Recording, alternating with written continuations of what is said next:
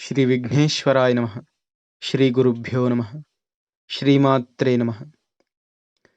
నారాయణం నమస్కృత్య నరం చైవ నరోత్తమం దేవీం సరస్వతీం వ్యాసం తతో జయముదీరయేత్. శ్రీ కార్తీక పురాణం 24వ అధ్యాయము. అంబరీషుడి వృత్తాంతము.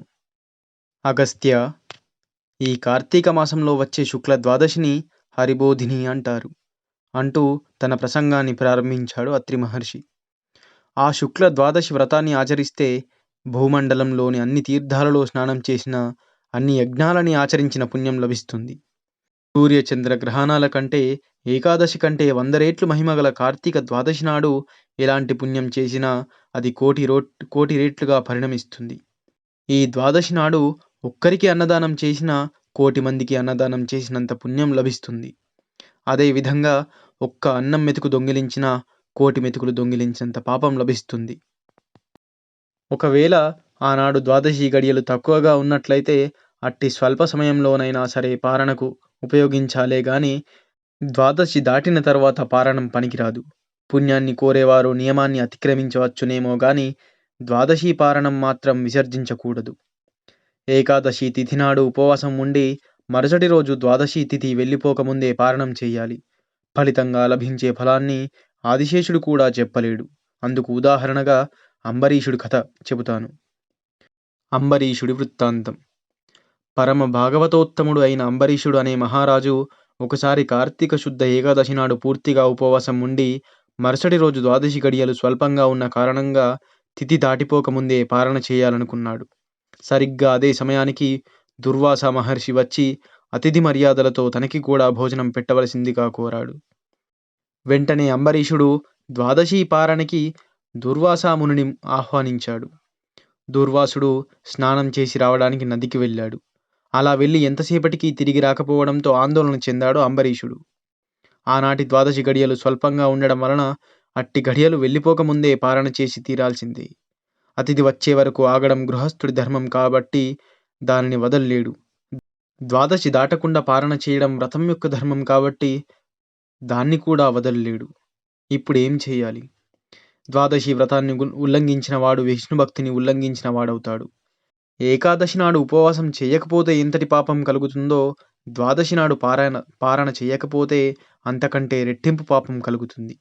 అంతేకాదు, ద్వాదశి పారణంని అతిక్రమించడం వల్ల ఆనాటి వ్రత ఫలంతో బాటుగా అంతకు క్రితం చేసినటువంటి 12 ద్వాదశి పారణల యొక్క మహాపుణ్యం కూడా హరించిపోతుంది. జన్మ జన్మాంతర పుణ్యఫలం క్షీణిస్తుంది. కనుక ప్రాణాలు పోయేటప్పుడైనా సరే ద్వాదశి పారణ చేయడమే కర్తవ్యంగా భావించాలి. లేనిచో బ్రాహ్మణ శాపం వలన కల్పాంత దుఃఖం కలుగుతుంది. బ్రాహ్మణ శాపంగా భావించక తప్పదు. దూర్వాసాగమనం కోసం నిరీక్షించకుండా సకాలంలో ద్వాదశి పారణం చేస్తే రాబోయే కష్టాలను ఆ కమలనాథుడే కడతీరుస్తాడు.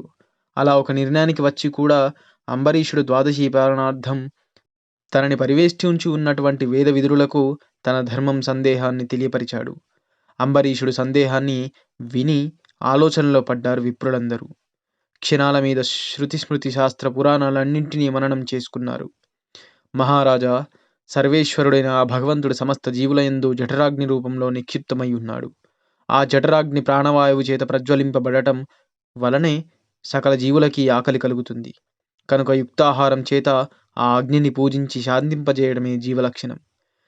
జీవుల చేత స్వీకరించబడే భక్ష్య భోజ్య చోష్య లేహ్య అన్నాదులను వారిలోని అగ్నియే భుజిస్తున్నాడు. జీవులందరిలోనూ ఉన్నటువంటి జఠరాగ్ని జగన్నాథ స్వరూపం. కనుకనే తన ఇంటికి వచ్చినవాడు శూద్రుడైనా చండాలుడైనా సరే ఆ అతిథిని వదిలి గృహస్థుడు భోజనం చేయకూడదు.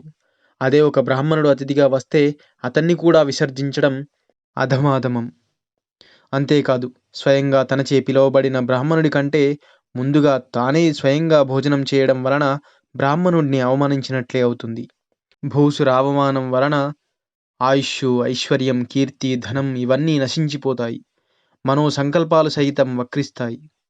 జాతి వలనే బ్రాహ్మణుడు దేవతా స్వరూపుడై ఉండగా జన్మ వలనే గాక జ్ఞానం వలన, తపో మహిమ వలన, శుద్ధ రుద్ర స్వరూపం వలన కీర్తింపబడే దుర్వాసుడు లాంటి మహర్షిని భోజనానికి పిలిచి ఆయన రాకముందే పారణం చేయడం ధర్మమని చెప్పడం సాధ్యం కాదు. అయితే ద్వాదశి పారాయణ పరిత్యాగం వలన ఏకాదశి ఉపవాసానికి భంగం కలుగుతుంది. అట్టి ఏకాదశి త్యాగానికి ప్రాయశ్చిత్తమనేదే లేదు. ఇటు బ్రాహ్మణ తిథిని అతిక్రమించడం వలన కలిగే విప్రభరాభావానికి కూడా విరుగుడు లేదు. ఈ రెండూ సమధర్మంలో ఉన్నాయి అన్నారు విప్రవర్యులు. ఇంతటితో 24వ రోజు పారాయణ పూర్తయింది. ఇప్పుడు మీరు వింటున్నది 25వ రోజు పారాయణ. 25వ అధ్యాయము దూర్వాసుని శాపము. అంబరీషుడు ధర్మసంకటంలో పడ్డాడు. అప్పుడు వేదవిధులు ఇలా చెప్పారు. రాజా, దూర్వాసుడు వచ్చే వరకు ఆగాలో లేకపోతే ద్వాదశి ఘడియలు దాటకుండా పాలన చేయాలో నిశ్చయించి చెప్పడానికి మేము అశక్తులమైపోతున్నాము. కాబట్టి భారమంతా భగవంతుడి మీద వేసి మీ బుద్ధికి తోచిన దాన్ని అమలులో పెట్టు అన్నారు బ్రాహ్మణుడు. వాళ్ళ మాటల్ని విని వెంటనే నిర్ణయానికి వచ్చాడు అంబరీషుడు.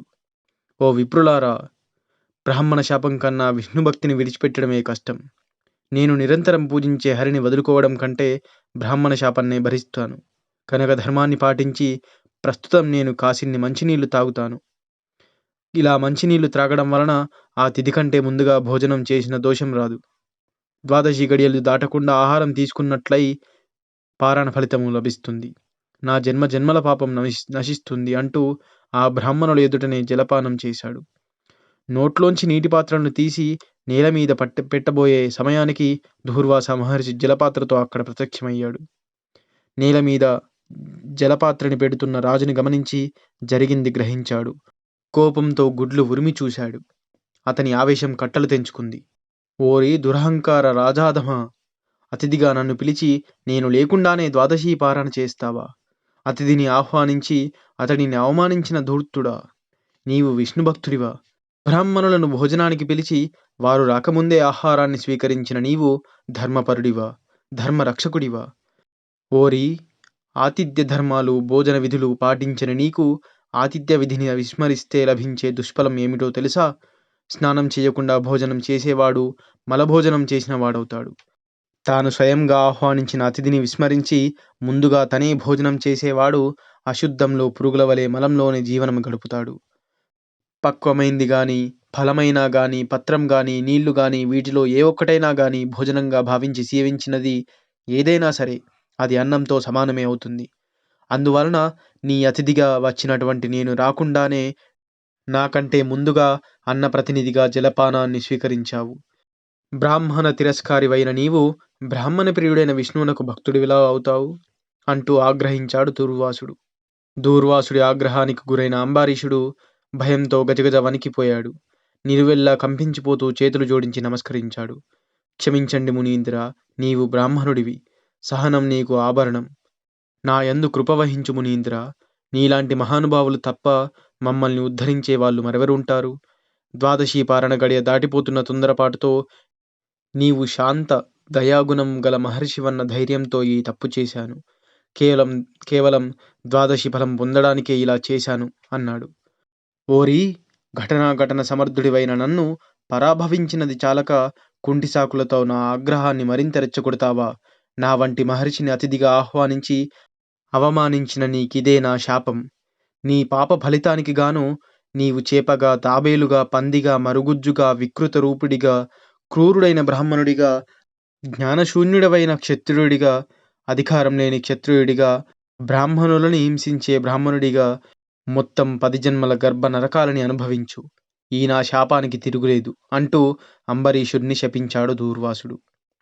శాపభయంతో భీతిల్లుతున్న అంబరీషుడు అవాక్కయ్యాడు.